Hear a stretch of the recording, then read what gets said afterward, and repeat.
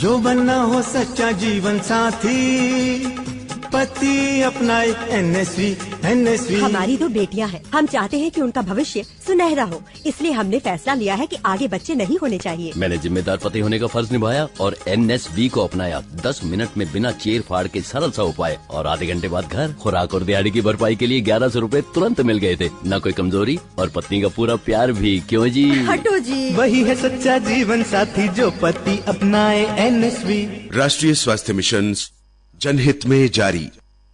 नमस्कार, ये आकाशवाणी चंडीगढ़ है। अब आप प्रतीका से प्रादेशिक समाचार सुनिए। पहले इस बुलेटिन के मुख्य समाचार। भारतीय जनता पार्टी ने आपातकाल का बचाव करने के लिए विपक्षी नेताओं की आलोचना की।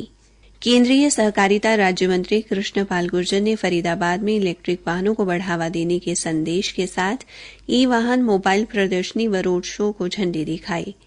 श्री गुर्जर ने कहा कि सुरक्षित भविष्य के लिए ई वाहन अपनाना जरूरी है। हरियाणा के मुख्यमंत्री नायब सिंह ने 75वें राज्य स्तरीय वन महोत्सव कार्यक्रम में पर्यावरण संरक्षण के लिए 2 योजनाओं वन मित्र और एक पेड़ मां के नाम का शुभारंभ किया।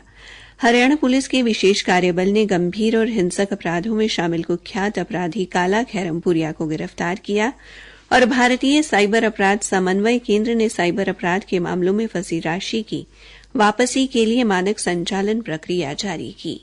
अब समाचार विस्तार से। भारतीय जनता पार्टी ने आपातकाल का बचाव करने के लिए विपक्षी नेताओं की आलोचना की है। आज नई दिल्ली में एक संवाददाता सम्मेलन को संबोधित करते हुए पार्टी के वरिष्ठ प्रवक्ता डॉ सुधांशु त्रिवेदी ने आरोप लगाया कि जब से सरकार ने संविधान हत्या दिवस मनाने की घोषणा की है, तब से संविधान की रक्षा का दिखावा करने वाले लोग असहज हो गए हैं। उन्होंने कहा कि आपातकाल एक काला दौर था और उन्होंने कांग्रेस पर लोकतंत्र की आत्मा की हत्या करने का आरोप लगाया। श्री त्रिवेदी ने कहा कि आपातकाल के दौरान सबसे बुनियादी मानवाधिकारों को भी छीन लिया गया और न्यायपालिका को उसकी शक्तियों से वंचित कर दिया गया। केंद्रीय सहकारिता राज्य मंत्री कृष्णपाल गुर्जर ने आज फरीदाबाद में इलेक्ट्रिक वाहनों को बढ़ावा देने के संदेश के साथ आयोजित ई वाहन मोबाइल प्रदर्शनी व रोड शो को हरी झंडी दिखाकर रवाना किया। यह प्रदर्शनी जिला प्रशासन के तत्वावधान में हरियाणा के नवीन एवं नवीकरणीय ऊर्जा विभाग, हरेड़ा और आर्गो ईवी स्मार्ट धीमान के विशेष सहयोग से आयोजित की गई। इस अवसर पर श्री गुर्जर ने कहा कि सुरक्षित भविष्य के लिए ई वाहन आवश्यक है। लोगों को इलेक्ट्रिक वाहनों को अपनाने के लिए प्रोत्साहित करते हुए श्री गुर्जर ने कहा कि भूमंडलीय उष्णता के संकट से बचने के लिए विश्व भर में विभिन्न प्रकार की पहल की गई है। केंद्र सरकार भी प्रधानमंत्री नरेंद्र मोदी के नेतृत्व में इस दिशा में तेजी से आगे बढ़ रही है। उन्होंने कहा कि नई तकनीक से आने वाले समय में बैटरी की कीमत कम हो जाएगी, जिससे इलेक्ट्रिक वाहनों की कीमतें कम होंगी। श्री गुर्जर ने कहा कि भारत ने आने वाली पीढ़ी को सुरक्षित भविष्य प्रदान करने के लिए अनेक कदम उठाए हैं। विशेष रूप से हरित हाइड्रोजन तथा इलेक्ट्रिक वाहनों की ओर तेजी से कदम बढ़ाए जा रहे हैं। इसके अलावा ऊर्जा और उद्योग क्षेत्र ने भी उल्लेखनीय कदम उठाए हैं। हरित ऊर्जा पैदा करने की दिशा में देश ने विशेष उपलब्धि हासिल की है। उन्होंने बताया कि केंद्र सरकार ने आने वाले समय में देश को शून्य कार्बन उत्सर्जन तक ले जाने का लक्ष्य निर्धारित किया है। रैली में कई प्रकार के इलेक्ट्रिक वाहन जैसे ई कार, ई स्कूटर और ई बस का प्रदर्शन किया गया। इस कार्यक्रम के माध्यम से लोगों को इलेक्ट्रिक वाहनों के फायदों और उसके पर्यावरणीय लाभ के बारे में जागरूक किया गया। साथ ही इन वाहनों को अपनाने के लिए सरकारी योजनाओं और सब्सिडी के बारे में भी जानकारी दी गई। हरियाणा के मुख्यमंत्री नायब सिंह ने आज करनाल में आयोजित 75वें राज्य स्तरीय वन महोत्सव कार्यक्रम में पर्यावरण संरक्षण और प्रदूषण से बचाव के उद्देश्य से 2 महत्वाकांक्षी योजनाओं वन मित्र और एक पेड़ मां के नाम का शुभारंभ किया। वन मित्र गड्ढे खोदकर पेड़ लगाने के साथ साथ उसका संरक्षण भी करेंगे। इस कार्य के लिए उन्हें प्रति पेड़ के हिसाब से सरकार द्वारा 20 रुपए दिए जाएंगे। इसी तरह एक पेड़ मां के नाम योजना के तहत लोगों द्वारा लगाए गए पेड़ों को संरक्षण के लिए वन मित्रों को सौंपा जाएगा। इस काम के लिए सरकार द्वारा वन मित्रों को प्रति पेड़ के हिसाब से 10 रुपए दिए जाएंगे।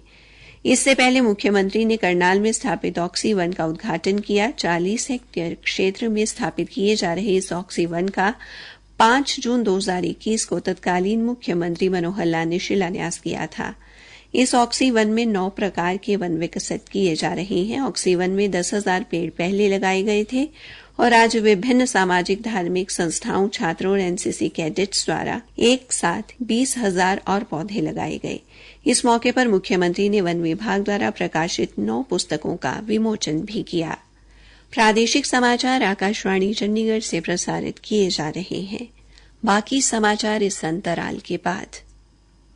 खातर ईब वो बीसीजी टिक्का बड़े बूढ़े वयस्कों ने भी लगेगा। हरियाणा सरकार अभी इस टिक्के ने जिला अम्बाड़ा, भिवानी, हिसार, झज्जर, जींद, कैथल, मेवात, पंचकुला, रोहतक और सोनीपत में भी लगा रही है। इस बीसीजी टिक्के से घबराना नहीं, टीबी से खुद को बचाना है। तो आगे आओ, बीसीजी का टीका लगाओ, प्रदेश को टीबी मुक्त बनाओ। टीबी हारेगा, देश जीतेगा। अधिक जानकारी के लिए डायल करें 1800-11-6666। राष्ट्रीय स्वास्थ्य मिशन, स्वास्थ्य विभाग हरियाणा द्वारा जनहित में जारी।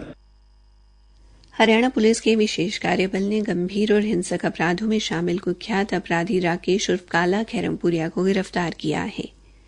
पुलिस प्रवक्ता ने बताया कि काला खैरमपुरिया 2020 में पैरोल पर रिहा होने के बाद भगौड़ा हो गया था और अभी तक पुलिस की गिरफ्त से बच रहा था। इस दौरान उसने भारत में रहते हुए और विदेशों में आपराधिक गतिविधियों को अंजाम दिया। वो फर्जी पासपोर्ट पर गत वर्ष की शुरुआत में ही देश से फरार हो गया था और संयुक्त अरब अमीरात, आर्मीनिया और थाईलैंड जैसे देशों में वहां के गिरोह के साथ मिलकर हिंसक कृत्यों को अंजाम दे रहा था।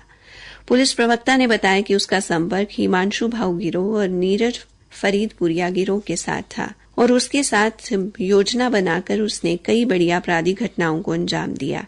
वो गत वर्ष दिसंबर में सोनीपत के एक गांव के सरपंच की हत्या, इस वर्ष जनवरी में गोहाना में एक मिठाई की दुकान पर गोलीबारी, मुरथल के एक ढाबे और दिल्ली के राजौरी गार्डन में एक बर्गर किंग आउटलेट पर एक व्यक्ति की हत्या सहित 15 मामलों में वांछित था। प्रवक्ता ने बताया कि उसे गृह मंत्रालय के सहयोग से विदेश में विभिन्न एजेंसियों के साथ तालमेल कर भारत लाया गया और विशेष कार्य बल ने पहले से जारी करवाए गए लुकआउट नोटिस के आधार पर उसे दिल्ली हवाई अड्डे से गिरफ्तार किया।